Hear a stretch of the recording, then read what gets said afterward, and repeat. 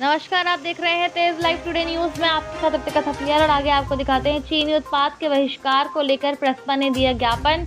चीनी उत्पाद के बहिष्कार की मांग को लेकर प्रगतिशील समाजवादी पार्टी लोहिया के प्रदेश महासचिव लखन प्रताप सिंह ने प्रधानमंत्री को संबोधित ज्ञापन जिलाधिकारी को सौंपा। ज्ञापन देते हुए उन्होंने बताया कि लद्दाख की गलावन घाटी में 20 भारतीय जवानों की शहादत के बाद अब समय आ गया है कि चीन को मुंहतोड़ जवाब मिले और उसे न केवल सामरिक बल्कि आर्थिक मोर्चे पर भी माकूल जवाब दिया जाए।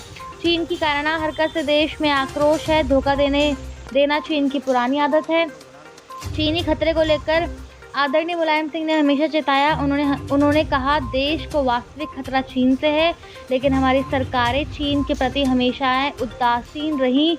जहां एक और चीन सीमाओं पर घुसपैठ कर रहा है और भारत के दुश्मनों को आश्रय दे रहा है, तो वहीं दूसरी ओर अपना सस्ता उत्पाद बेचकर भारतीय उत्पादों को नुकसान पहुंचा रहा है।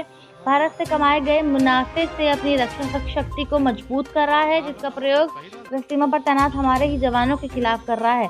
अब समय आ गया है कि हम स्वदेशी को अधिक से अधिक बढ़ावा देकर चीनी उत्पादों का बहिष्कार करें, जिससे चीन को नुकसान होगा और हमारा देश आत्मनिर्भर बनेगा।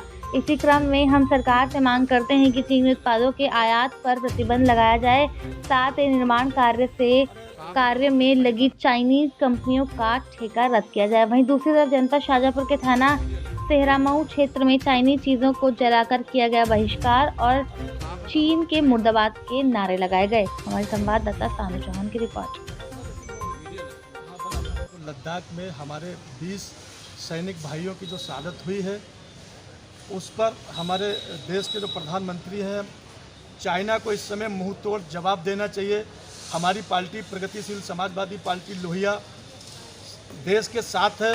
देश का एक एक आदमी, एक एक नागरिक देश के इस समय देश के साथ है।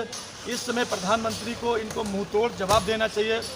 इनका एक तो जो चाइना ने हम हिंदुस्तान में अभी तक जो टेंडर इनके चल रहे हैं, जगह जगह पे वर्क कर रहे हैं, सरकार को तुरंत इनके सारे टेंडर निरस्त करके दूसरे लोगों को, अपने हिंदुस्तान के लोगों को या बाहर और कंट्री के लोगों को मौका मिलना चाहिए। और चाइना का जो भी हमारे देश में जो भी सामान जगह जगह सप्लाई हो रहा है, उसको रोक करना चाहिए। सरकार को उस पर रोक लगाना चाहिए। और हमारा देश जो हिंदुस्तान है आत्मनिर्भर जभी बनेगा, उसमें हमारे जो देश में कंपनियां खुलें। चाइना की जितनी भी सामग्री हमारे हिंदुस्तान में आती है, उस पर एकदम प्रतिबंध लगाया जाए।